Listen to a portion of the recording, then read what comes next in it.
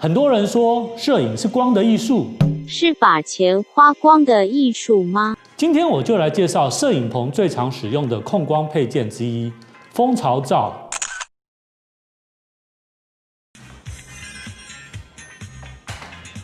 Hello， 大家好，欢迎收看天空摄影研究所，我是 Sky。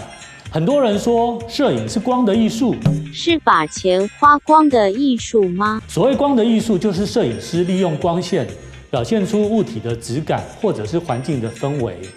今天我就来介绍摄影棚最常使用的控光配件之一——蜂巢罩，以及使用蜂巢罩的一些小技巧。大家可以看一下，像这样子一盒的蜂巢罩，它里面有5个，然后孔洞由大到小，它分成了5级。蜂巢罩一般我最常使用它来打背景，大家可以看一下它打出来的效果。我们先从第1级开始，大家可以看到打出来的光线是非常小的一个聚光，而且边缘带着渐层的效果。再来，我们来看第2级，大家可以看到这个光线稍微大了一点。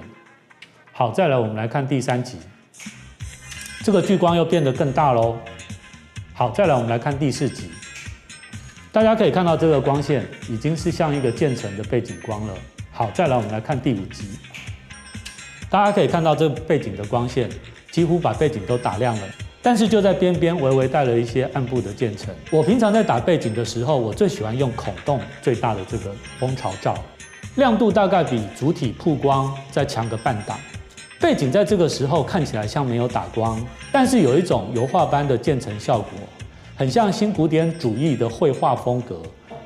用孔洞最细的蜂巢罩打在背景上，可以打出类似点光的效果，或者你斜打可以打出一条光束在背景上的感觉，而且没有明显的线条，光束都是渐层的。如果你需要明显的线条，你可以使用遮光板挡在蜂巢罩的前面，这时候你可以创造出类似光线射进窗户的线条感。这是我最常使用蜂巢罩打在背景上的几种方式。再来，蜂巢罩也非常的适合摆在斜后方或者上方的角度，打出背光、发光或者是间线等等的轮廓光。你可以使用不同的蜂巢孔洞来控制你光线照射的面积范围以及大小。尤其你加上了蜂巢罩之后，可以大大的降低光线射入镜头而产生的眩光。你如果把蜂巢罩当作主灯来使用的话，你可以利用不同的角度来控制脸上的线条以及阴暗面。最经典的就是零布燃光，而且这个线条是非常清晰的。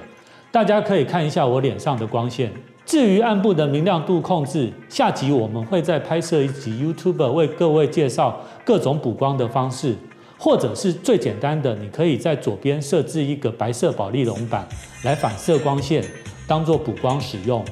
还有一些其他的小技巧，例如你可以利用蜂巢罩渐层点光的效果打在描图纸上，这样反光的物体就有一个光线的渐层效果，像我的眼镜这样。